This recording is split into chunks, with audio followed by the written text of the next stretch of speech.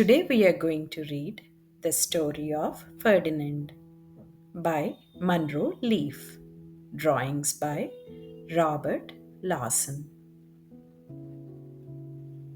Once upon a time in Spain, there was a little bull, and his name was Ferdinand. All the other little bulls he lived with would run and jump and butt their heads together. But not Ferdinand. He liked to sit just quietly and smell the flowers. He had a favorite spot out in the pasture under a cork tree.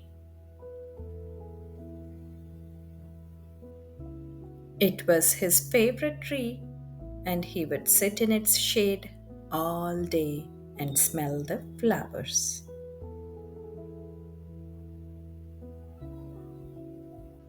Sometimes his mother, who was a cow, would worry about him.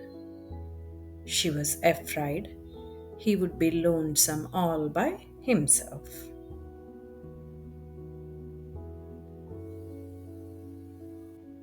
Why don't you run and play with the other little bulls and skip and butt your head?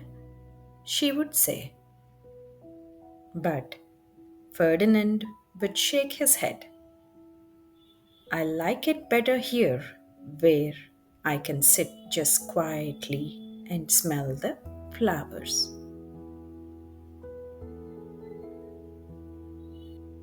His mother saw that he was not lonesome, and because she was an understanding mother, even though she was a cow, she let him just sit there and be happy. As the years went by, Ferdinand grew and grew until he was very big and strong. All the other bulls who had grown up with him in the same pasture would fight each other all day. They would butt each other and stick each other with their horns. What they wanted most of all was to be picked to fight at the bullfights in Madrid.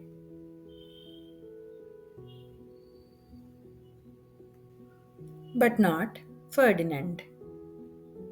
He still liked to sit just quietly under the cork tree and smell the flowers. One day, five men came in very funny hats to pick the biggest, fastest, roughest bull to fight in the bullfights in Madrid. All the other bulls ran around snorting and butting, leaping and jumping. So the men would think that they were very, very strong and fierce and pick them. Ferdinand knew that they wouldn't pick him and he didn't care. So he went out to his favorite cork tree to sit down. He didn't look where he was sitting, and instead of sitting on the nice cool grass in the shade, he sat on a bumblebee. Well, if you were a bumblebee and a bull sat on you, what would you do? You would sting him. And that is just what this bee did to Ferdinand. Wow, did it hurt? Ferdinand jumped up with a snort. He ran around puffing and snorting, butting and pawing the ground as if he were crazy. The 5 men saw him and they all shouted with joy. Here was the largest and fiercest bull of all, just the one for the bullfights in Madrid. So they took him away for the bullfight day in a cart. What a day it was! Flags were flying, bands were playing, and all the lovely ladies had flowers in their hair. They had a parade into the bull ring. First came the banderilleros with long sharp pins with ribbons on them to stick in the bull and make him mad.